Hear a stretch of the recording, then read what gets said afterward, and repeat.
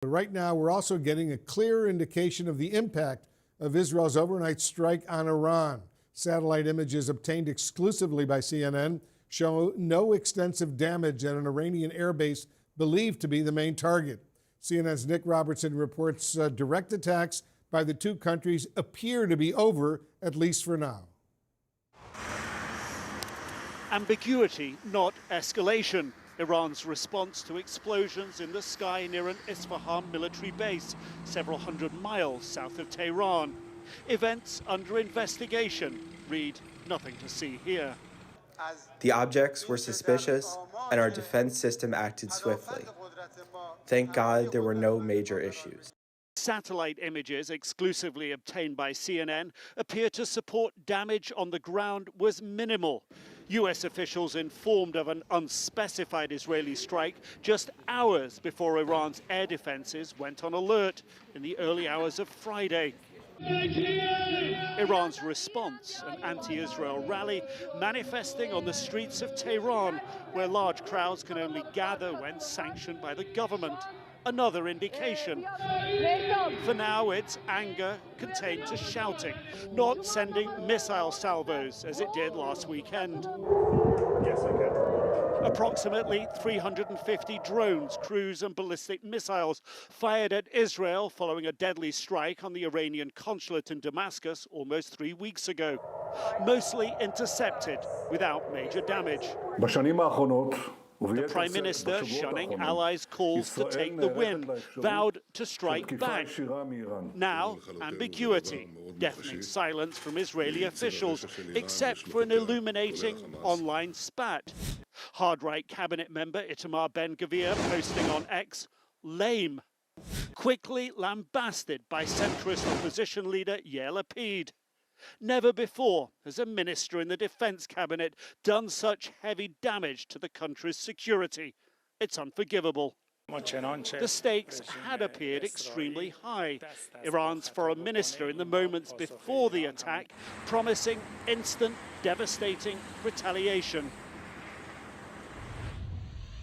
And I think we first started to get an indication that there wouldn't be retaliation just a few hours after the strike. I spoke to a regional intelligence source at the time, well-informed, well-connected, and his assessment at that time in the early hours of this morning was even then that Iran wasn't going to retaliate. And I think that's obviously what we've seen happen through the day.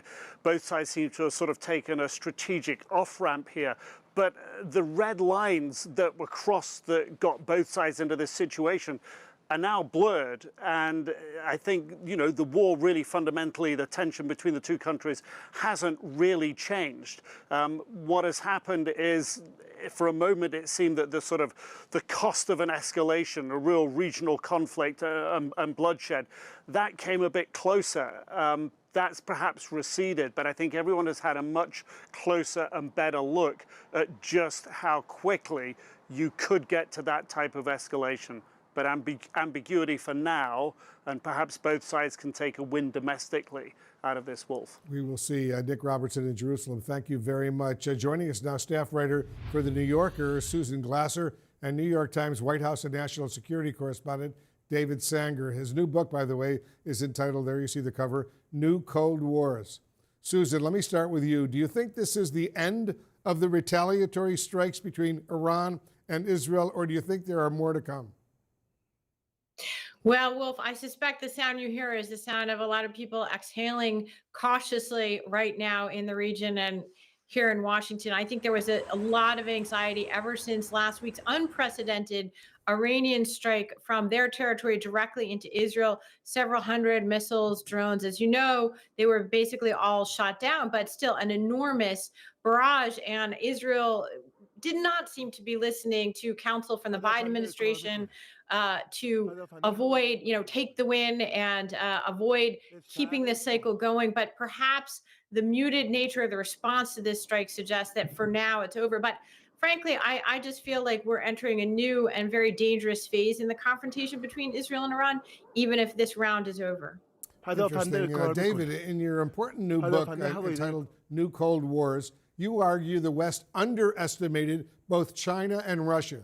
Do you fear the U.S. is also now underestimating Iran? My biggest fear out of this one is that it was the Israelis who may have underestimated Iran, oddly enough, given their fixation on Iran throughout.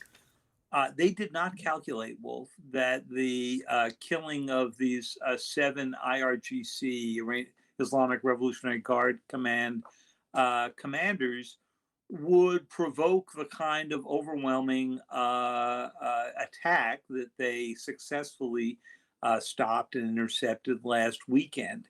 And it's great that everybody's taking a breather now, but think about where we are now versus a week ago.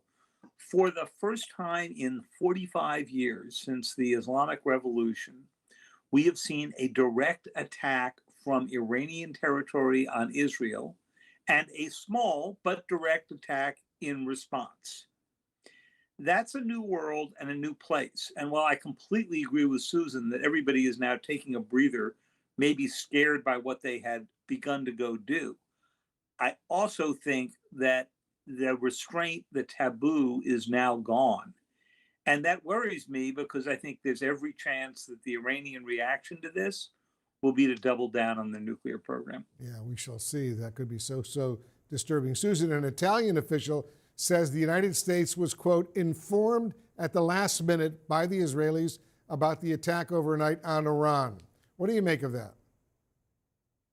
Well, I was struck by how much the Americans were not wanting to get into the middle of this story. They were, not even providing, I would say, the usual, at least background confirmation to American journalists. Yes, indeed, these strikes happened. They really wanted the Israelis, it seems to me, to own this in a way, especially because they had been so public in the days leading up to it in their advice to the Netanyahu government to essentially avoid escalating the situation even further and perhaps even holding off striking altogether. So I think there's a real desire here in Washington on the part of the administration not to be in the middle of this round of retaliation and striking between Israel and Iran. But of course, that's a distinction perhaps without a difference in Tehran, which views the United States and Israel as intertwined partners. David, Jordan's foreign minister just told my colleague Jim Sciutto the Israeli Prime Minister Benjamin Netanyahu is, quote, benefiting from the recent escalation in the Middle East. Do you agree? Yeah, there's certainly an argument to be made along those lines, Wolf. Think about it. A week ago, before this time, he was facing an angry president of the United States who was threatening vaguely to put conditions on the aid and particularly the arms that the United States provides to Israel if they didn't open up more aid to Gaza, if they didn't allow the convoys to safely make their way in. I think the killing of those aid workers, deeply angered Biden. This has completely changed the conversation. Important. David Sanger and Susan Glasser, to both of you, thank you very much. And once again, David's new book is entitled New Cold Wars. There's the cover.